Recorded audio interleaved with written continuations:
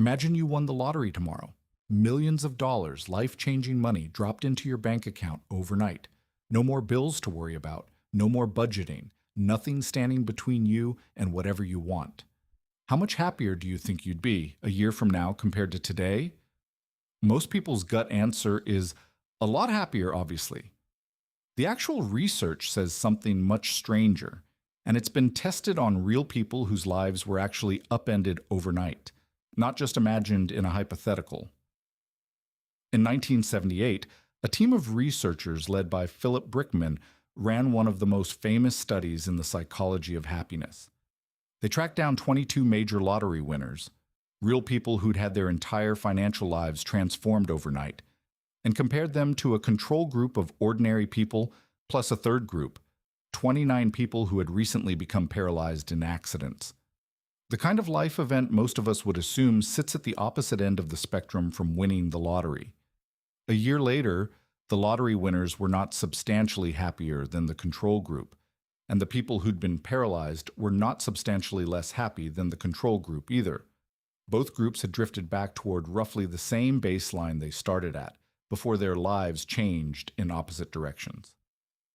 This became the foundation for something researchers now call the hedonic treadmill. The idea is that humans have a kind of default happiness set point, and big life events, good or bad, give you a temporary spike or dip, but you gradually adapt and drift back to that set point, almost like your emotional baseline resets itself no matter what happens. So why does this happen? The honest answer involves something researchers call the aspiration treadmill, and it's a little uncomfortable once you notice it. Whatever you gain, you don't just enjoy it. You also quietly recalibrate what you expect. A raise at work feels amazing for a few weeks. Then your spending adjusts to match it, your sense of what's normal shifts upward with it, and within a few months that raise isn't a bonus anymore. It's just your life. The upgrade becomes the new floor, not a permanent gain. And the gap between what you have and what you now expect never actually closes, no matter how much the number in your bank account goes up. This is sometimes called lifestyle creep, and it's not really about greed or bad financial habits. It's your brain doing exactly what it evolved to do, treating your current situation as the neutral baseline and measuring everything else against that, instead of against where you started. The first apartment you get after moving out feels like freedom. A few years later, an identical apartment would feel like a step backward, not because anything about the apartment changed, but because your baseline moved and never looked back. This isn't just something that happens inside one person's head either. Economists have found a strikingly similar pattern at the level of entire countries. Back in 1974, an economist named Richard Easterlin noticed something odd sitting in the data. At any single moment, richer people within a country really were happier, on average, than poorer people in that same country.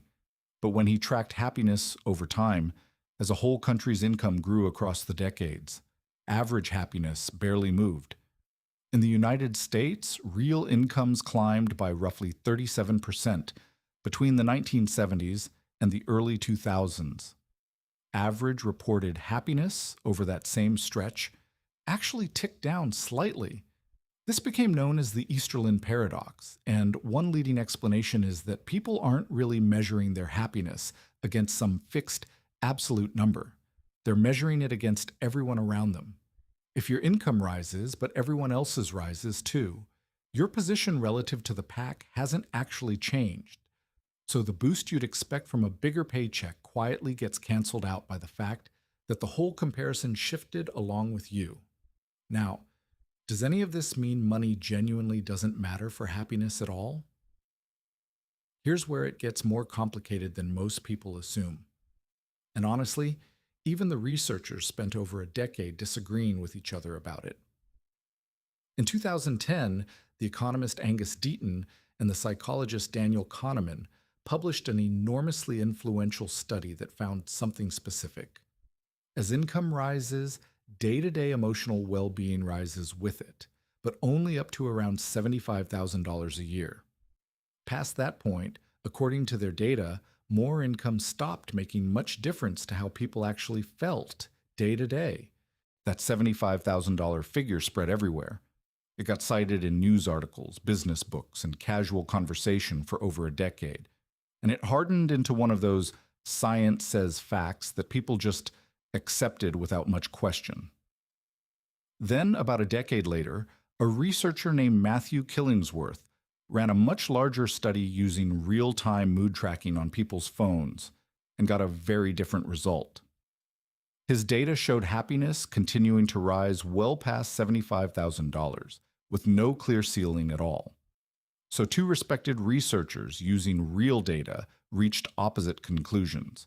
Rather than just picking a side, Kahneman and Killingsworth actually teamed up in 2023, along with researcher Barbara Mellers, to figure out why their results conflicted in the first place.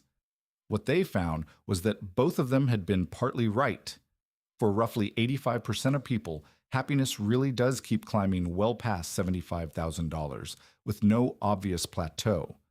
But for a specific unhappy minority, roughly the least happy 15% of people, higher income does help, but only up to around $100,000. After that, for that specific group, more money stops moving the needle. The original disagreement wasn't really about whether money buys happiness. It was that both studies had been quietly looking at different slices of the population the whole time. So where does that leave the lottery winners from 1978? The updated picture isn't money doesn't matter, and it isn't money solves everything either. It's something more specific. Income does genuinely help, particularly if you're currently struggling. But how much it helps depends heavily on where you're starting from, and it runs straight into that same aspiration treadmill the whole way up. A bigger paycheck can absolutely reduce real specific stress, the kind that comes from not being able to cover rent or an emergency bill. What it doesn't reliably do is deliver the kind of lasting general happiness boost that it feels like it should, because your expectations tend to rise right alongside your income at almost exactly the same pace. Which might explain why this feels so counterintuitive.